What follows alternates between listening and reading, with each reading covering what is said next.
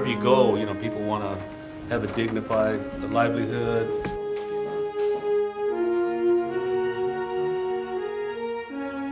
The college should be the community, and the community should be the college. One should have difficulty defining or separating the two. We're learning little by little the importance of pooling our resources and collaborating. This is RCCI, the Rural Community College Initiative. 24 communities in 12 states working to raise education levels and expand economic opportunities in distressed rural areas. The reason is simple. Rural America matters. I have grown up in and been a part of a rural area all of my life. There are so many values which have grown out of my experience there, which I hold dear, and so many other people do as well.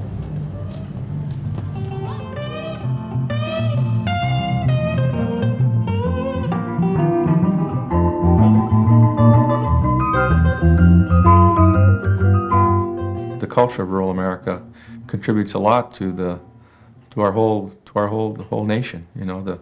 Just the music and the folklore and all the contributions that we make to mainstream society. I think rural America needs to be protected. I get to cities and I enjoy it, but I really do enjoy coming home, leaving that airport and heading over the hill and getting back, in the rural area where I live, where the college is. Those relatively small numbers of people, one might say, occupy and are responsible in an interesting way for a large portion of our land and our natural resources, which really means our forests, our streams and rivers, our mountainous areas, etc. And so the importance of keeping those communities viable and vital is another very important asset for us. The RCCI is not a project. It's a process of community leadership and transformation, with our colleges acting as a catalyst. It's a chance to bring our diverse populations together around a common vision of educational and economic success. A chance to move forward together, building our college's capacity for leadership as we go. You'll be encouraged to not just think of having an economic development agenda over here and an access agenda over here, but rather how do the two blend. The RCCI is an initiative of the Ford Foundation. It is managed by MDC, a nonprofit organization with the assistance of experts throughout the country. Our teams are located in poor communities. Our goals are economic development and improved access to education. We pursue them together because education and economic vitality are inextricably linked. How might we work with community colleges in rural areas in a way that would advance the very complicated tasks of increasing economic opportunity and also increasing access to education? As we started talking to people, we know that that's what community colleges do every day. They think about the economic opportunities in the area, they think about the educational needs in the area, and in many different ways you're already reaching out to try to bring those two together so that there's a greater vibrancy in the economy and in people's prospects. We want development that creates jobs, raises incomes, and generates wealth that is widely shared and reinvested throughout our communities. We want educational access that reaches out aggressively to the whole community, helping more people find more ways to succeed in our colleges and connecting them to further education and to productive, rewarding work. What we have to do then is focus very strongly on the kinds of skills and knowledge that are needed for the kinds of jobs that will be available in our region. The community college is a natural meeting ground for people of all backgrounds, for everyone working to strengthen the community. The college will strengthen itself at the same time, building its own capacity to serve. In poor rural areas like the Delta, we have to get education as a precursor of jobs. But the key to the whole thing is the future sophistication and growth of the programs that call home a community college. That's where it all beginning. That's the bottom line. With the computerization of agriculture and with agriculture not being the primary base anymore, you have a lot of people out there who are out of work because they have spent their entire lives on the farms. And what happens to those people once they leave the farms and they have no skills and can go no place else? A basic tenet of the RCCI is this: our education and economic goals cannot be achieved without first committing ourselves to equity, excellence, and inclusion as the values that drive us. If economic development and educational opportunity are really going to be engines of forward movement for people, they have to be done differently.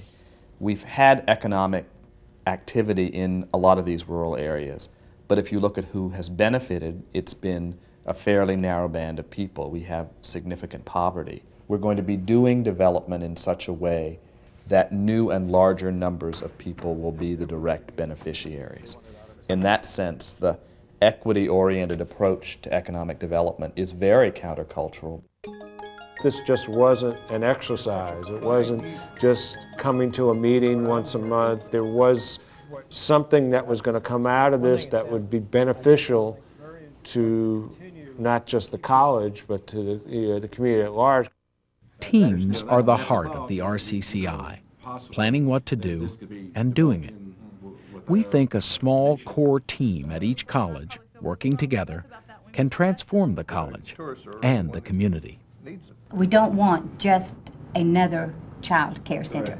We want and we need in this area a certified, one that meets regulations. The team should be diverse, with members from the college itself and from community groups, businesses, and institutions. The problems of economic development and the challenge of increasing educational access for disadvantaged people isn't done single-handedly by any institution. So collaboration and really true deep partnerships between these kinds of institutions is required to get to these goals. And we get at the partnerships through teams and encourage an inclusive, broad-based group of people who views itself as a team setting out to do this work together, that really shares the leadership of this effort, that ensures that all the voices at the table and all the voices that they represent in the community are really heard. We tried to get a cross-section of individuals, coal miners,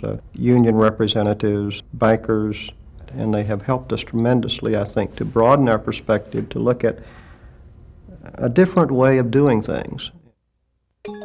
Think about some experience you've had or seen of trying to bring about reform, of trying to move from what is to what can be, trying to make this transition. The RCCI uses a process called moving from vision to action. In 9 steps, each team looks at its community's present state, its problems, and its assets. What's in the community to build on? That means human resources, too.